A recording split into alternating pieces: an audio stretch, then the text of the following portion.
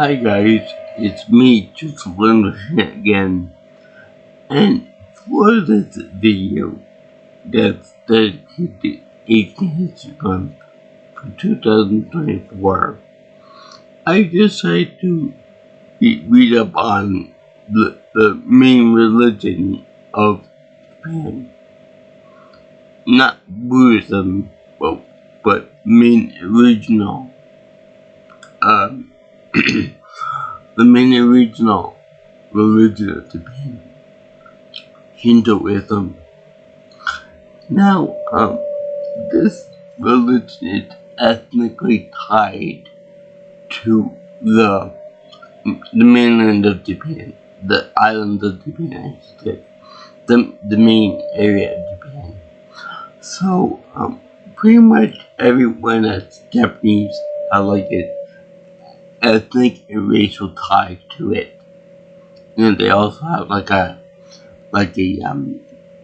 nationalistic pride tied to it too.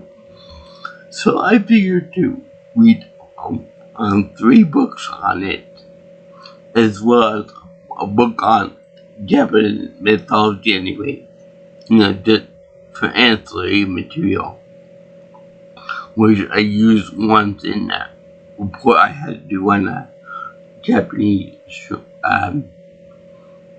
religious paper I had to do for Japan. Anyway, I found out quite interesting factoids about it, and I found out some interesting things about demons, ghosts, and other bad things in the book too. But but what I will say for right now is that in the God of War series, we all know that Kratos began his journey in the Greek saga, where he took down Zeus, Hera, Hades, Poseidon, along with the other demigods like Hercules, Perseus, and other things too. So, and there were countless other Greek mythological creatures that he impaled very, very nicely, my add. But how awesome would it be if if the next saga he went to was this Japanese mythological group? That would be so sweet. Yeah, and I know I skipped over the North pantheon, with Thor and Odin, etc., but I would like to see something like that be represented Japanese. Not only because I think it's cool mythology, cool people and stuff, but because I feel that Japanese mythology is kind of underrepresented in that regard. We see the Egyptian myths and characters and whatnot being portrayed a lot from mummy movies and other things too. So, we always have like an attachment with the Egyptian gods, and then we had the attachment Greek and Roman gods. They were pretty much the same thing almost. And then we have a lot of mythologies are underrepresented. Japanese, Chinese, maybe Celtic gods would be nice too, but that's something separate altogether. But right now, I'm going to talk about Shinto. And first, I will talk about these 2 books that are like the cornerstone of learning about Shinto. These are the closest thing that you're ever gonna get to a holy book in Shinto, because there is no like Bible for it. There is no Torah for it. There is no Quran for it. So pretty much, you got this, the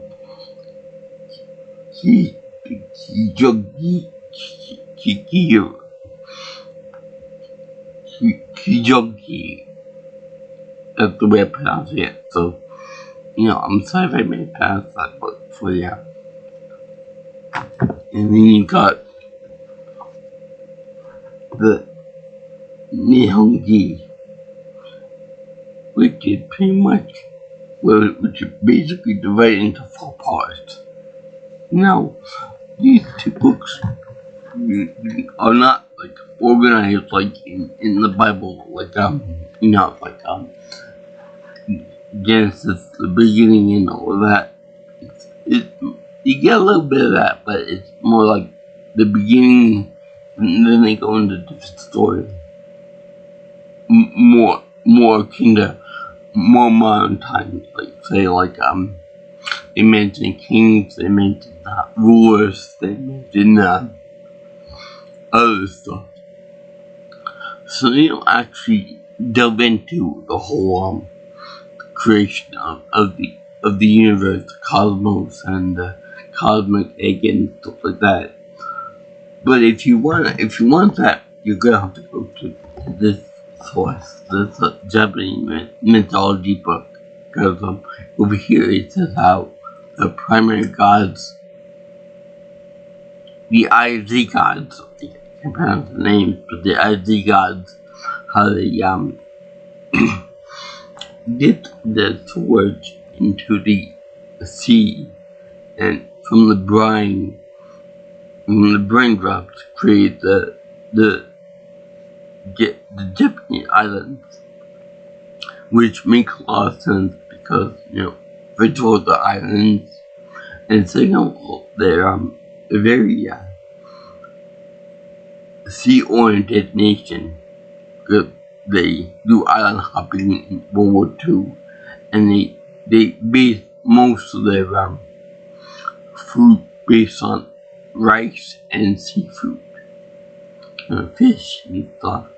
So that's why I'm learning this today again. So yeah, and then over here they also mention about various like love and death and myths surrounding the various subjects that you think of, like spirits, love spirits, Amaterasu, and going inside of a cave because someone made a joke at her expense, and that they need to, some of the gods have to make like a party and stuff out of it to make her come out of the cave, and a mirror was shown to show her brightness, and then it distracted her enough that the other gods had sealed the key so she could no longer go inside, and then she was able to shine a rest of the sun over the world and bring brightness to the world. So that's why Japan is known as the land of the rising sun, because the sun god Amaterasu was hidden in the cave for a time. So that's where the world became dark. And that's why the flag of the nation of Japan has a big sun in the middle of it. And that's why the ruling people, the ruling group of Japan are tied to Amaterasu, the sun goddess, I should say, because apart from being beautiful, Japan is like feminine, more or less, because of that. And that's why the Grand Temple of Issei, the Grand Shrine of Issei, is like the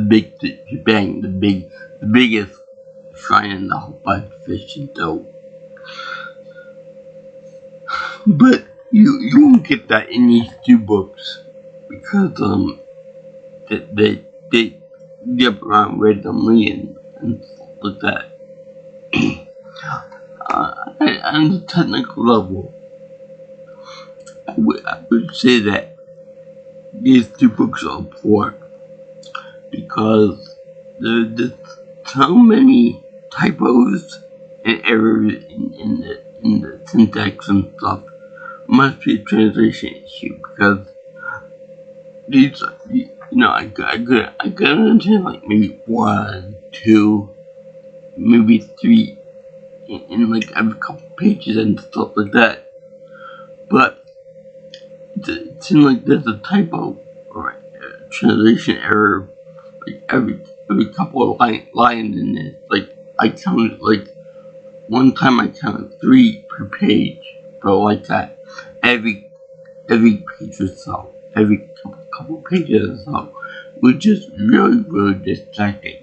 It's like you gotta train your mind to actually say, they said the word he in there, so it might be be instead. So there's that.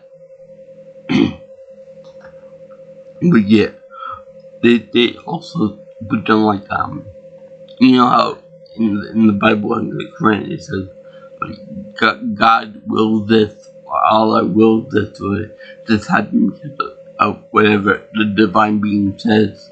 Well, not in this book. In these two books, they only said like this happened, and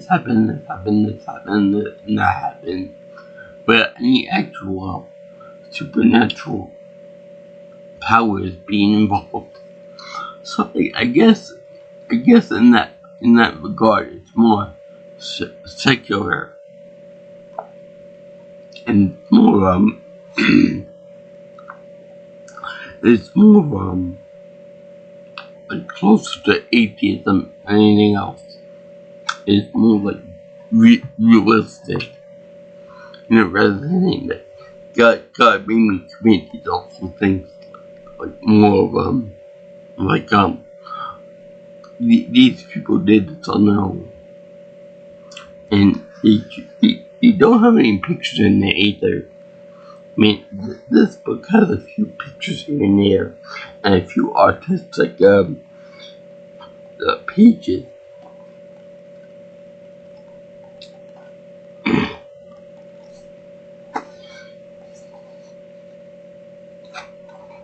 Like this, for example. This book is more or less like you would expect, like my philosophical mythology text. Like where it says, like, it lays out all the gods and the goddesses, and it tells what they did and stories attached to them. So this book could be seen as like an academic type thing too. Like, it's not a primary source, but it's more of it could be seen as a secondary source. Like, where you hear things about certain things without any proof of it. I would be interested in reading about other mythologies in this style. Like, they got African myths, Celtic myths, Egyptian myths. Well, I know a lot about that anyway. Indian myths, Native American myths. I got a book on that too. So that's good. It doesn't involve everything to do with every Native American group, because there are like over 500 of them, but still. And it's very funny here because they have Egyptian myth twice in this book list. Make of that for what you will. But in any case, that's what I think about that. And that's what I think about these two books. Also, the first matter is that both these books are incredibly short. Okay. as you can tell, the Japanese mythology book has more meat to it. But this book is like only something around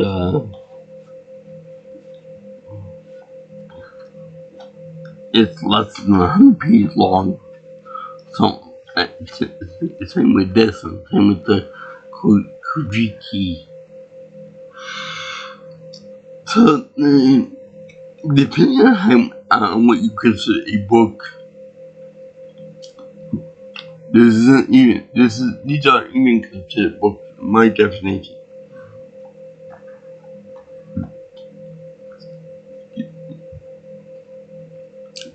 Excuse me. And I like the way they consider these books to be philosophy, classic science, religion, history, folklore, and mythology. Yeah, I get the history part, the mythology part, the folklore part, the classic part, philosophy, no, science, no, religion, yes. Yeah, these aren't really considered books because in my definition, a book is something like over 100 pages long. Hell, my book, The Battles of Chaos, is much longer than each book of mine. But anyway, let me talk about. Oh yeah, by the way, these two books are by anonymous people. But most books of this type are anonymous. Well, one other book I can think of that is anonymous, and that be that would be the book Beowulf by an anonymous Norse writer, Norse Danish writer, and this book is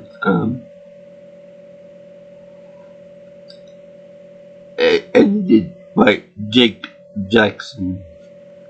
For whatever that's worth, I'm sure that the sources were anonymous because we can go back that far in history and religion and whatnot.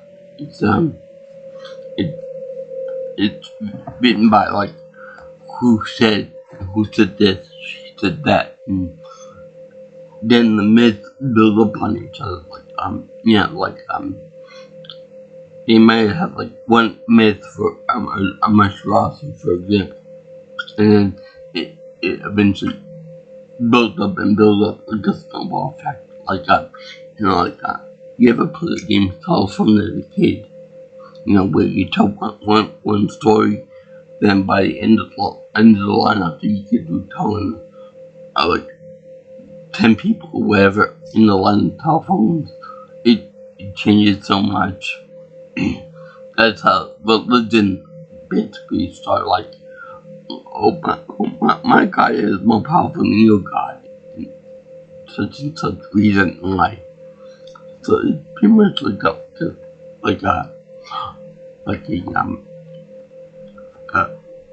a supernatural version of a telephone. Now, we come to the last book by Dr. Soiko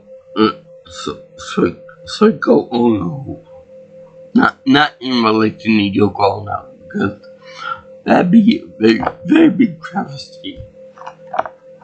But this is Shinto, the Kamiway. Now, I don't remember if they used the word kami in the other book I mentioned before, but they might have mentioned in the Kojiki and Nihongi. But basically,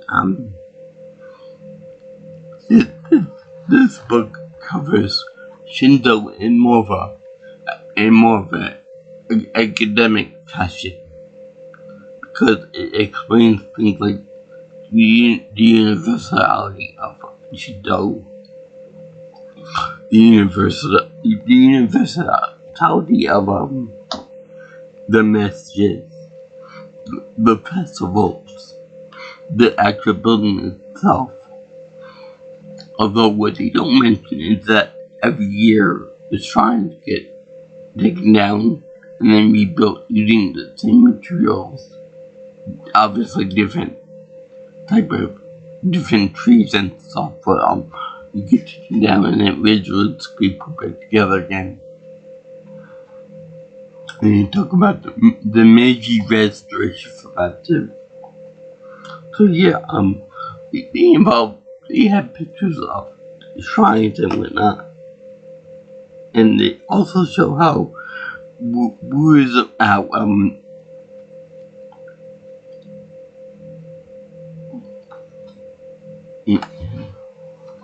show the different outfits that they wear and stuff, because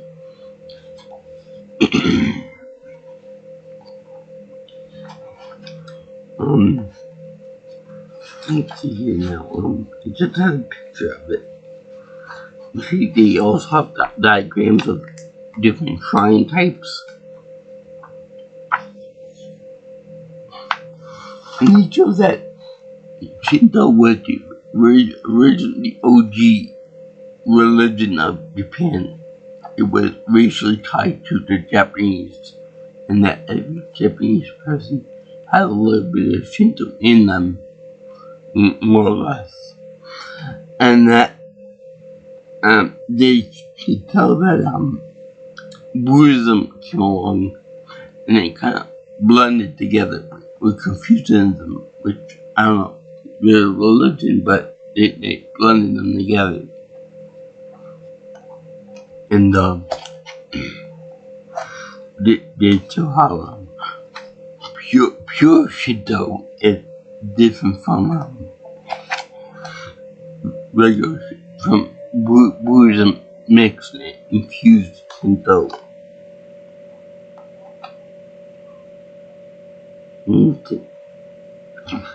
Let me see if I can find it here.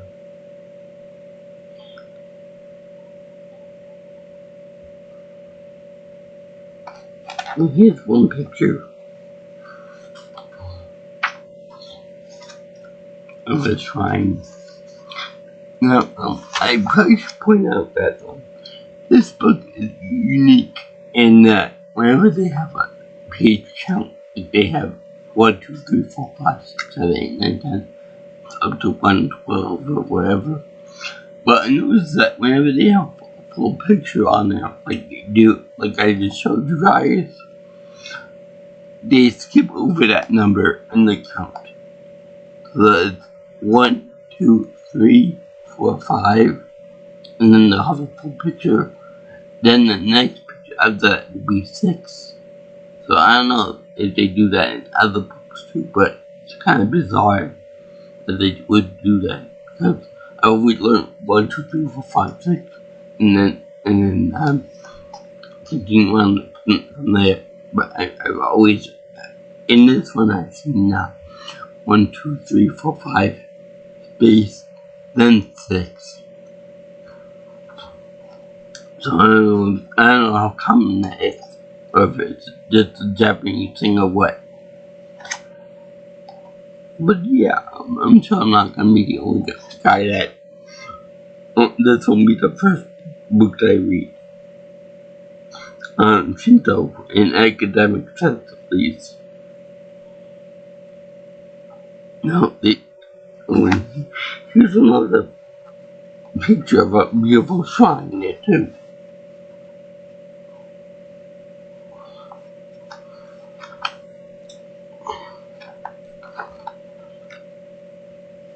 That was the shrine,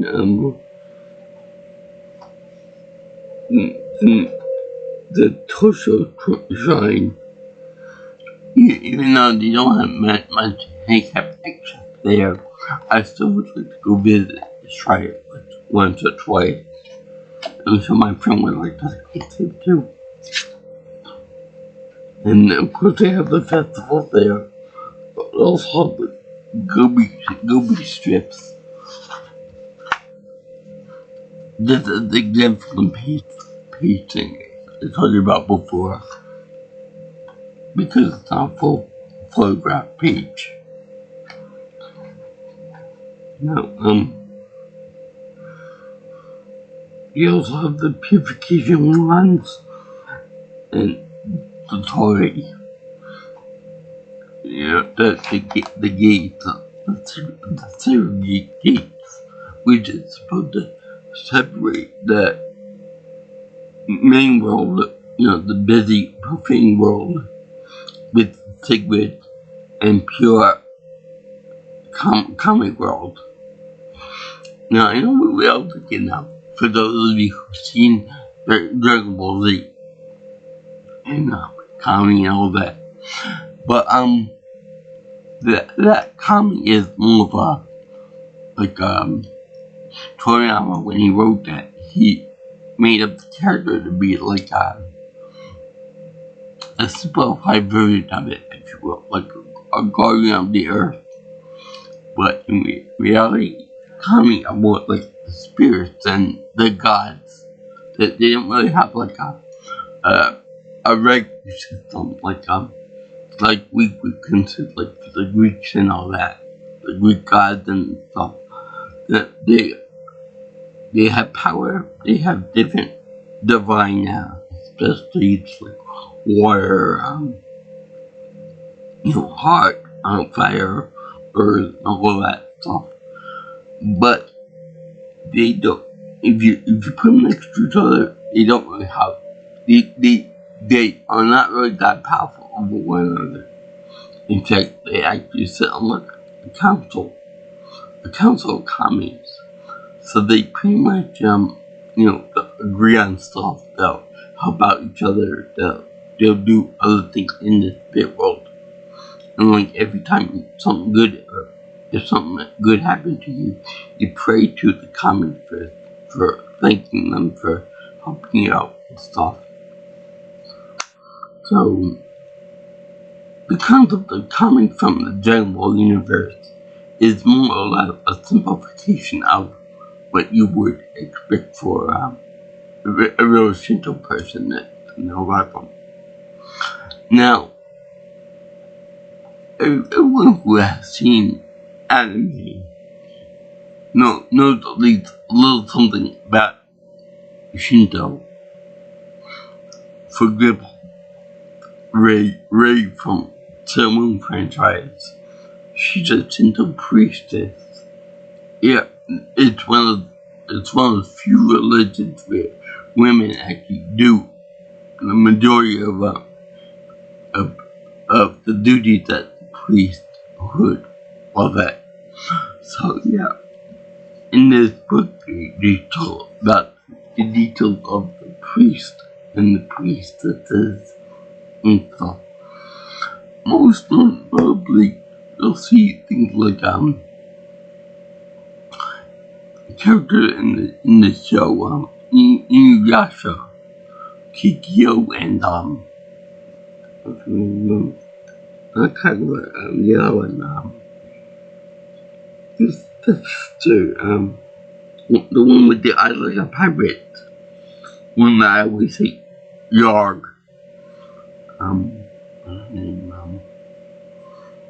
Come on, what's his name? The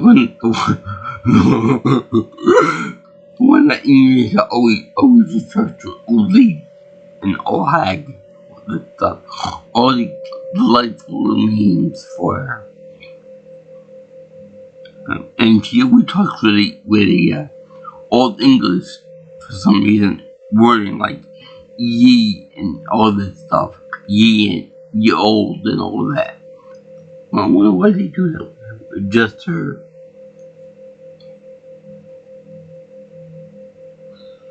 But anyway, they explain why they do that stuff. And of course they show the book to why they have all the meaning behind all the outfits they wear and all the official uniform they wear and stuff like that. So it's a pretty interesting book. And they chose the rituals that they do, the festivals, the spring festivals. This is all so good, so magical. But they also show the more negative side of it, too. Negative side of Shinto. And that being the nationalization of it. Now, by nationalization, I mean the overarching pride that the Japanese would have toward themselves and toward their religion.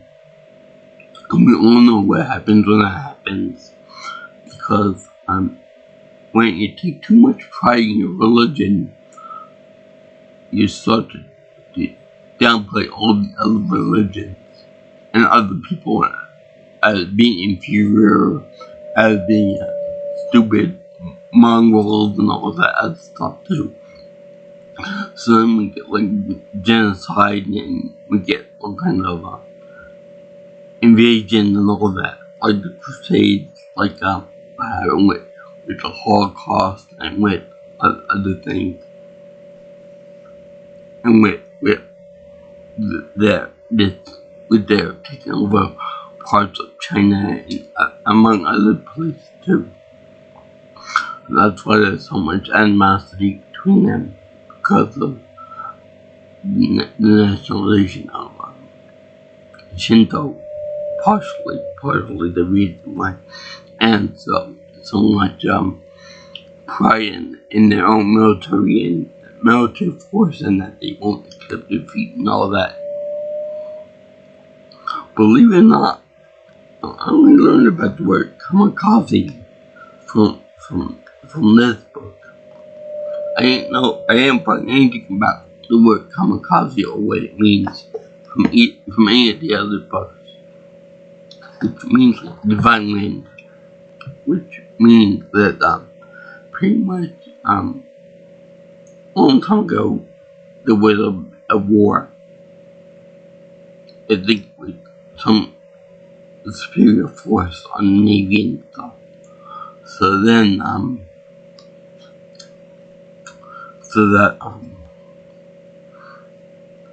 when there was a big storm that happened, the Japanese thought that it was kind of a divine thing or something, that they were being protected by this divine storm. So it wiped out most of the invading force, therefore protecting the Japanese mainland or island nation. So that's why they consider kamikaze divine wind. I know I'm kind of butchering that up a little bit, but more or less the same way. For stupid Americans, that's what happened.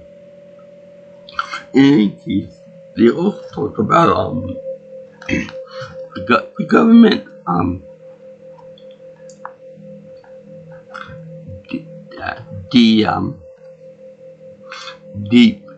putting the trend on migration, so that they're more peaceable, not so prideful about it and stuff.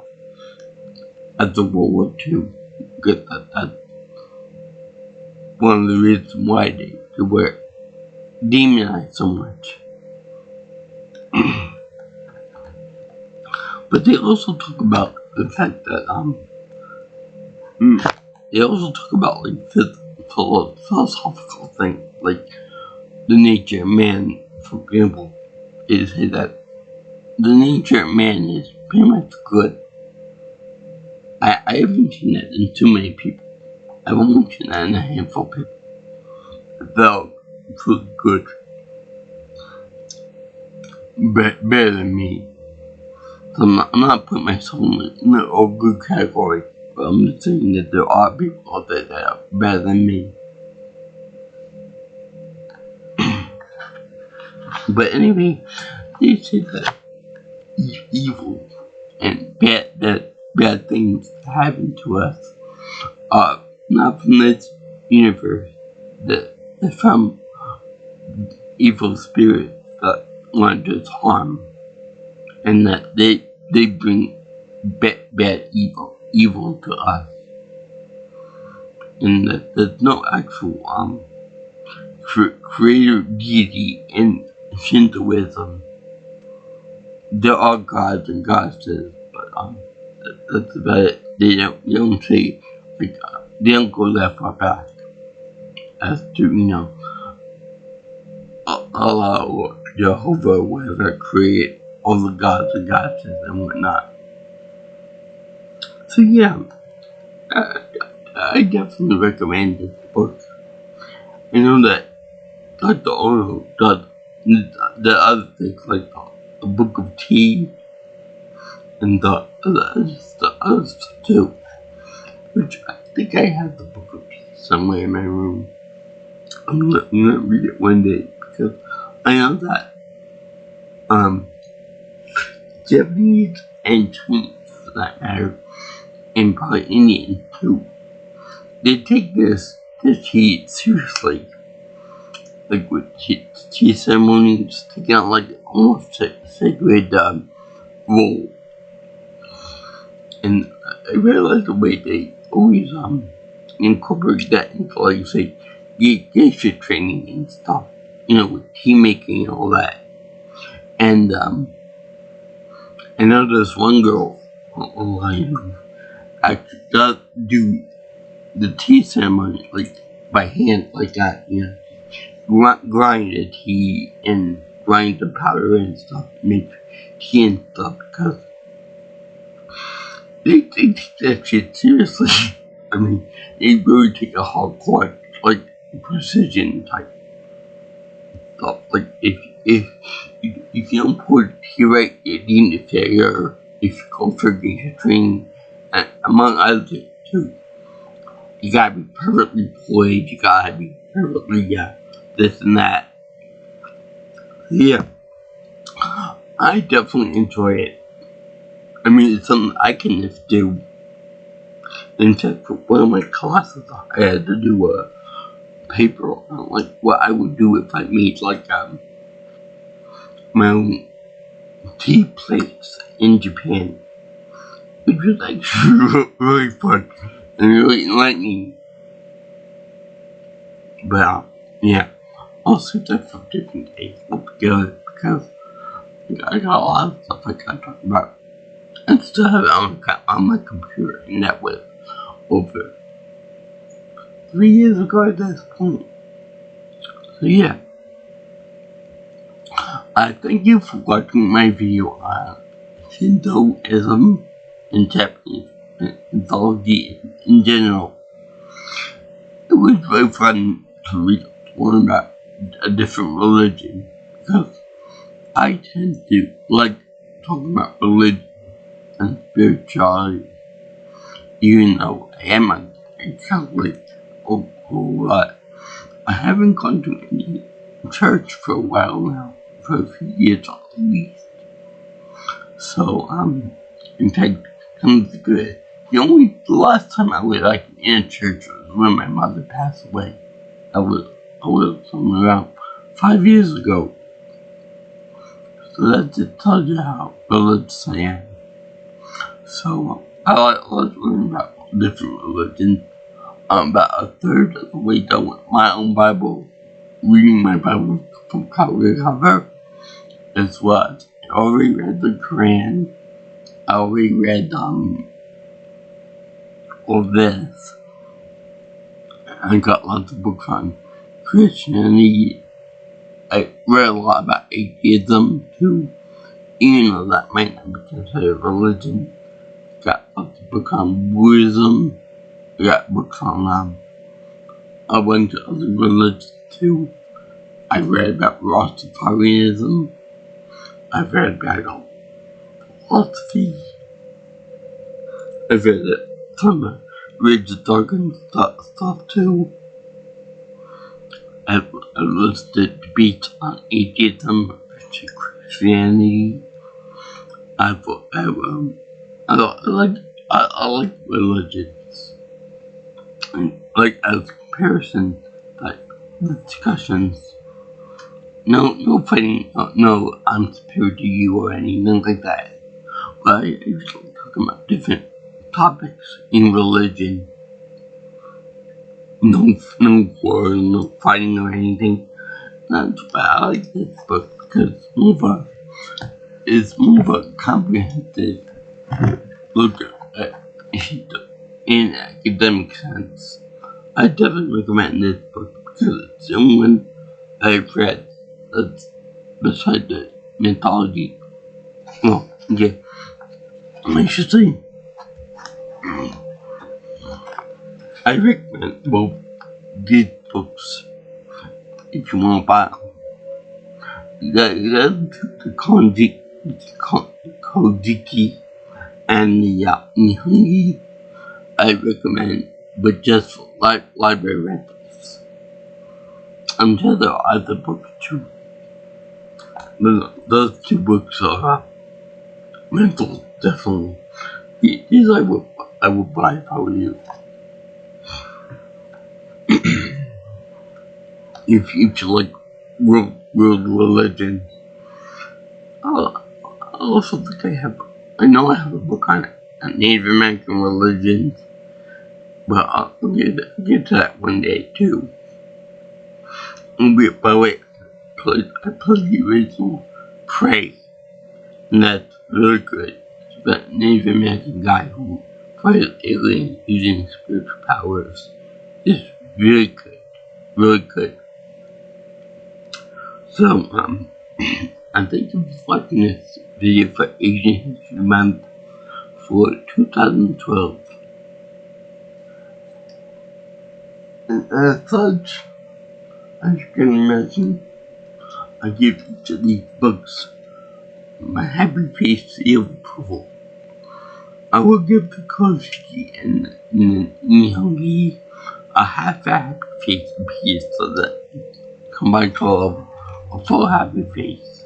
For the other two, I give a full happy face to each.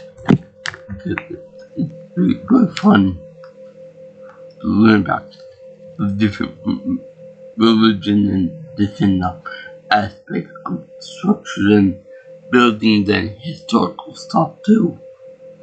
To go with the religion and the fact that it's so ethnically tied to the Japanese people. It's so racially connected too. So even if you don't think that Shintoism is good, you think it's a whole bunch of mumbo jumbo and garbage and superstitious rot and all that. If you are Japanese, you are Shinto. You are Shintoistic, or you follow Shintoism. Even though you might not like it. Because that intrinsic to the Japanese people. It'd be like the Judaism is connected to Israel. Not the people in charge, but Israel itself. And there is, from what I gather, there is no central figurehead in Shintoism. Like the Dalai Lama for Buddhism, or the Pope for Catholicism. It's all good. And obviously there are various denominations of Shinto, and there are many viewpoints within Shinto. It's like there's some that coexist nicely with Buddhism. There are other streams of thought that say Buddhism is ugly. But yeah. I can't pronounce the names of the different ideologies, so I'm not gonna try to butcher them. So yeah, I've done my whole of it. I'm sure that everyone that's practicing Shintoism, or Buddhism for that matter, probably killing me for mispronouncing certain things and messing up certain concepts, but that's the best I got. These four books are about that. I'd be really interested to know how you guys will to interpret that. If you like what I did with Buddhism, with Shintoism, I mean. Or do you think that I'm right in my interpretation based on the material that I have? And I would like to be able to meet or discuss Shinto with someone who practices it, and who I would like to know information about it more. For example, there's one book here that was featured, that would mention my name in here. Let me see if I can find it now. Very quickly.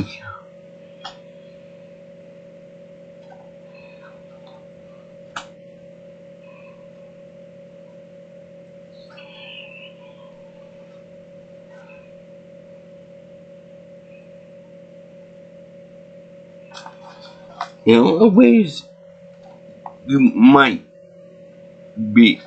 consider a stretch to consider it to be somewhat equivalent to Native American religions, or say, maybe African religions, or say, Greek religions of old. But this is definitely suitably for Japan. There is no other nation that celebrates Shintoism besides Japan. No China, no Korea, nothing else.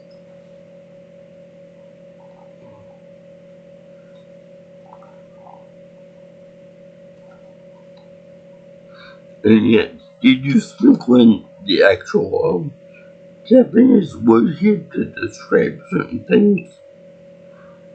Oh yeah, it says here, Shinto does not possess any sacred scriptures. It's all by word of mouth and pictures and stuff. But these are the closest things you got to it.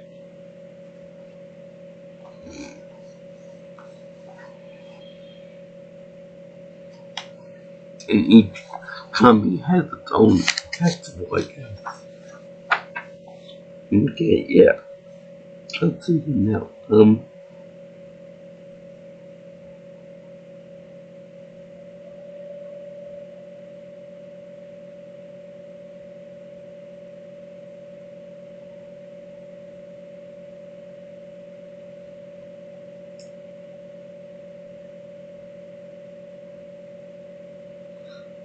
This religion goes back to about 600 AD, more or less. And I would like to read about I would like to buy the book the Kogo Shui, more of the more about early Shinto, as well as the Angi Shiki, which talks more about early Shinto ceremonial prayers, rituals, and manner of administering divine affairs. So yeah, those books I gotta read eventually. Yeah, these books are great for that. For people like me that want to learn about other worldly religions, especially because I'm a Japanophile. So if you gotta learn about Japan, you gotta learn about all aspects of it.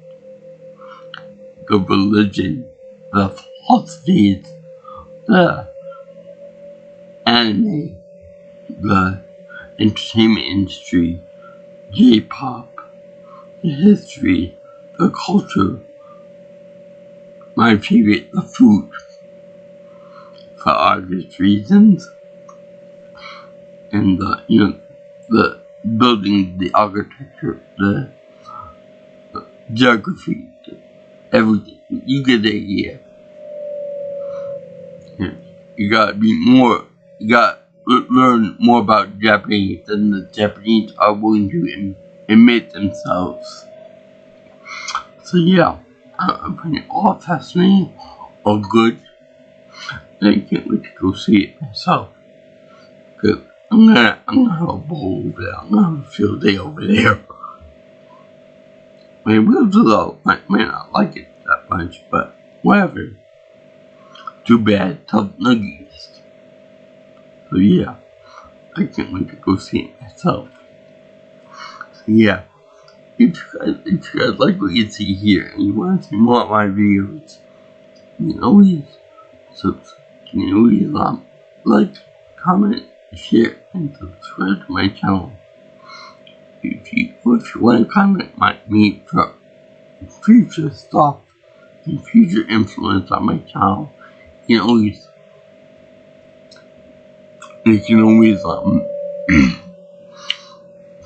contact me or text me at 631-707-3707. And if you want to get me on my Twitter, or actually prefer at P Master Pro, and my email is at JJ's viewing channel at gmail.com. So, everybody that is involved with Shinto or Japanese mythology in general, I love Shinto. I love the rural nature of the whole shrine and the nature worship and the mountain worship, because I'm in the Catskills, so I love the mountains. I love the peace and quiet. I love the I don't love the animals. I don't love the bugs associated with it. But you get it. Yeah, I love nature. I love the environmental aspects of it all too. And then they gotta preserve the nature and stuff. And I love everything there is known about world religions. Especially, I love reading about them too. And yes, when I was returning my Bible reading, I was familiar with the Old Testament. I'm about a third of the way through the Old Testament, at least. So I got that, and then I got the New Testament stuff too. So that makes me more competent in religion than Donald Trump says. We can't name a single but biblical quote in the Bible. I can't eat it, but I'm still trying my best to read it. So yeah, I enjoy reading about the books. You should too. Pick up a damn book once in a while. Shut me off and just read a book, for Christ's sake. Or for Amateur's sake. So, yeah. I salute you guys again. Peace out, my brothers and sisters. I bet you didn't think I would go on for almost an hour on the topic, but yeah, I did. Love it so much. So, I'll see you in the next video. Aloha. All you guys and girls into land.